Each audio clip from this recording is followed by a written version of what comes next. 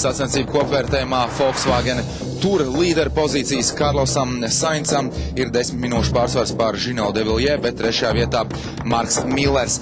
Jānis Āžs šodien finišēja 46. vietā, bet kopvērtējumā viņš ir 26. Šis ātrumposms bija tehnisks, bet man ļoti labs. Trasē es apzinu vairākas automašīnas, bet Marks Millers atzīst, ka šis nebija viņa ātrumposms, un viņš esot darījis visu, ko varējis, un viņa uzdevums bija nepazaudēt daudz laika Carlosam, kas viņam arī ir izdevies. Un es zaudēju Saincam tikai 8 minūtes, priekš manīm tas ir fantastiski.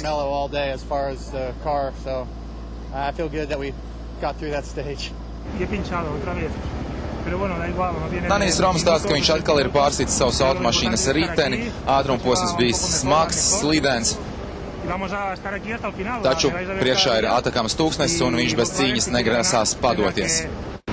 Translāciju piedāvā LAT un Nissan oficiālais pārstāvis Norde.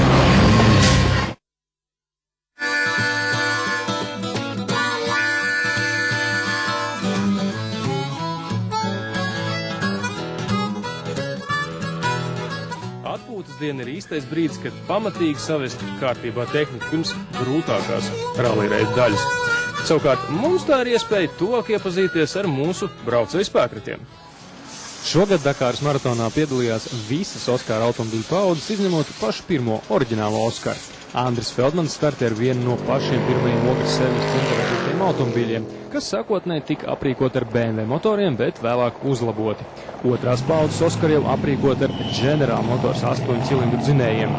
Tādu automobīlu izmanto arī lietuvietis Aurelijus Petraitis, kurš pēc 7 etapiem ir 44. pozīcijā. Taču pat būdami ārēji līdzīgi, jaunie Oskari nav vienādi automobīļi. Māras Aukāna automašīnā ir 5,7 litru Nordstar dzinējs. Savukārt Jāņa Āža Oskara automašīnu uz priekšu dzen 7 litrus liels motors no pēdējās paudzes Chevrolet Corvette. Tomēr darba tilpums nebūtu nav vienīgais, ar ko atšķiras šie motori.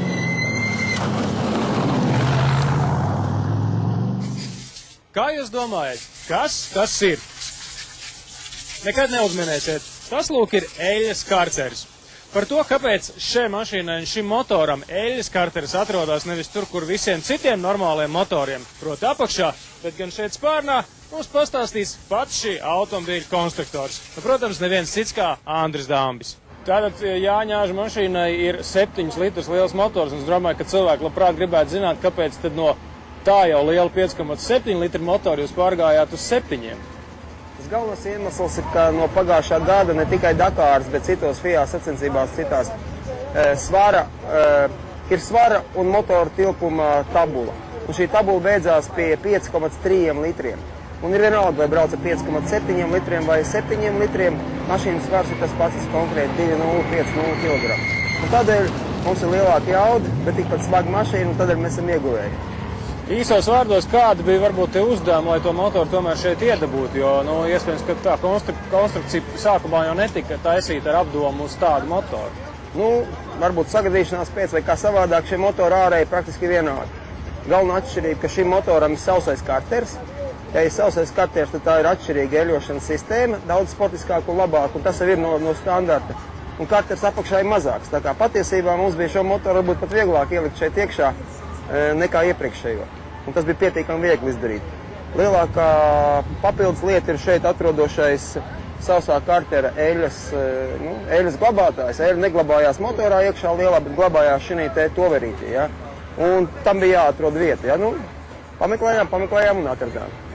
No degvielas patēriņa un temperatūras režīmu viedokļi, kāds ir šis motors un salīdzinot arī ar iepriekšējo? Mums ir tāda pieredze, šī pieredze, par kur es stāstīšu, bija pārējot no BMW 4 litru motoru uz to 5,7, un tagad tas pats pierādījās. Un tā interesantā lieta ir tā, ka degvielas patēriņš ir tas pats. Un tas pats ir tādēļ, ka neizmanto visas motoru iespējas. Tātad, pieņemsim, 5,7 litru motors strādā šeit Dakāras režīmā ar 80% savu iespēju. Šis strādā ar 65, nezinu, varbūt 70. un viņam ir vieglāk. Viņam ir vieglāk, bet tad, kad ir vajadzīgs, tad to gāzi var kārtīgi nospiest vai ja zemāk ātrumu pabraukt, tad izjūt to labumu. Un tā kā arī benzīna dēļ bākā nav jāliek iekšā vairāk benzīna. Lielākā mīnus ir tas, ka šajās sacensībās neizmantojam apgāzes benzīnu. Apgāzes benzīns ir tas, ko visās iepriekšējās citās Dakārās organizators pieved mucās klāt un mēs lejām iekšā. Tagad šajā civilizētā valstī ir daudz benzīna tanki un organizators no tā ir atteicies, tādēļ mēs lejam parasto benzīnu, kur savukārt vārīšanās temperatūra ir daudz zemāka.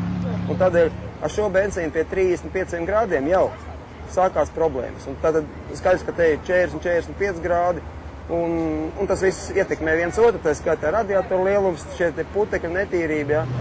Tā kā temperatūra šeit konkrēti ir paaugstinātāka, bet sportisti ar to reiķinās, un jau laika pabrauc bišķiņi arī maigāk, un tiekam galā. Tādēļ palikuši faktiski pēdējie 4 parametri, kas jānoskaidro: jauda, griezes moments, pātrinājums un maksimālais ātrums. Ar šo restriktoru šobrīd, ja, šim motoram ir apmēram 350 zirgspēki plusā un 550 plusā ņūtonmetri.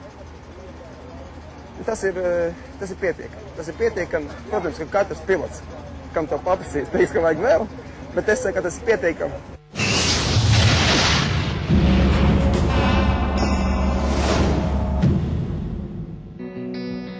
Smago automašīnu